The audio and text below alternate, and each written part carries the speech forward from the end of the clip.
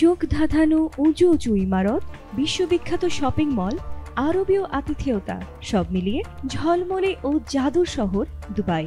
বহুদিন ধরেই পর্যটকদের জন্য এক স্বপ্নের গন্তব্য এই শহরটি। তবে এই দুবাই শহরের আধুনিকতার ভিড়ে এক ঐতিহ্য ও চুম্বকীয় আকর্ষণ হলো স্বর্ণ।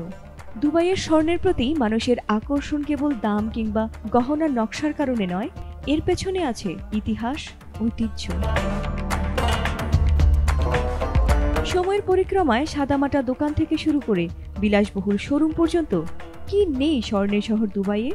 স্বর্ণ কেনা কি শুধুই আর্থিক বিনিয়োগ, নাকি এর মাঝে লুকিয়ে আছে আবেগ, ভালোবাসা, উত্তরাধিকার? আরও প্রশ্ন জাগে, কবে থেকে সিটি অফ গোল্ড হিসেবে জনপ্রিয় হলো স্বর্ণের জন্য প্রসিদ্ধ এই মরুময় আরব শহরটি? জানা যায় 1996 সালে দুবাই শপিং ফেস্টিভ্যাল চালু হওয়ার মধ্য দিয়ে আলোচনায় আসে স্বর্ণের এই শহরটি। এই উৎসব কেবল স্বর্ণের জন্য কোনো ছাড়ের অনুষ্ঠান নয়, বরং দুবাইকে বিশ্ববাসীর কাছে তুলে ধরাও এক অনন্য কার্যকর কৌশলও বটে। প্রতিদিনের র্যাফেল ড্রতে যখন মানুষ কেজি কেজি স্বর্ণ জিতে নিত, তখন স্বর্ণের প্রতি ভালোবাসা পেত এক নতুন মাত্রা। সেখান থেকেই লোকমুখে জন্ম নেয় এক নাম, সিটি অফ গোল্ড। বিশ্বের নানা প্রান্ত থেকে মানুষ আসেন এখানকার গহনার বাজারে কেনাকাটা করতে, কারণ দুবাইতে ভারী আমদানি শুল্ক কিংবা অতিরিক্ত কর নেই। মাত্র 5% ভ্যাট এবং সামান্য মেকিং চার্জ, ফলে আন্তর্জাতিক মানের স্বর্ণ পাওয়া যায় অত্যন্ত কম দামে। প্রতিটি গহনায় থাকে সরকার স্বীকৃত হলমার্ক, যা নিশ্চিত করে সঠিক ক্যারেট ও খাঁটি মান। বিশেষ করে গোল্ড সুকে বা স্বর্ণের এই বাজারটিতে এখনো বজায় আছে ঐতিহ্যগত দরদাম করার সংস্কৃতি, যা অনেকের কাছে এক অনন্য অভিজ্ঞতা।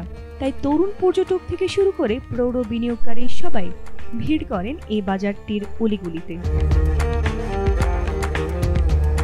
বিগত কয়েক বছরে দুবাইয়ের জুয়েলারি বাজার অনেক আধুনিক হয়েছে। বিশ্বের যে কোনো ক্রেতা এখন কেবল দামের জন্যই নয়, শৈলী, কারিগরি ও ব্যক্তিগতকরণের জন্য দ্বারস্থ হন দুবাইয়ের দোকানগুলোর কাছেই। বিশ্বে যখন অর্থনীতির টানাপোড়েন, মহামারীর বিধিনিষেধ, ভ্রমণের সীমাবদ্ধতা, তখন সবকিছু পেরিয়েও দুবাইয়ের স্বর্ণের বাজার যেন আরও শক্তিশালী হয়ে উঠেছে। কারণ এই শহরের ভিত্তি গড়ে উঠেছে বিশ্বাস, স্বচ্ছতা ও গ্রাহকের সন্তুষ্টির ওপর।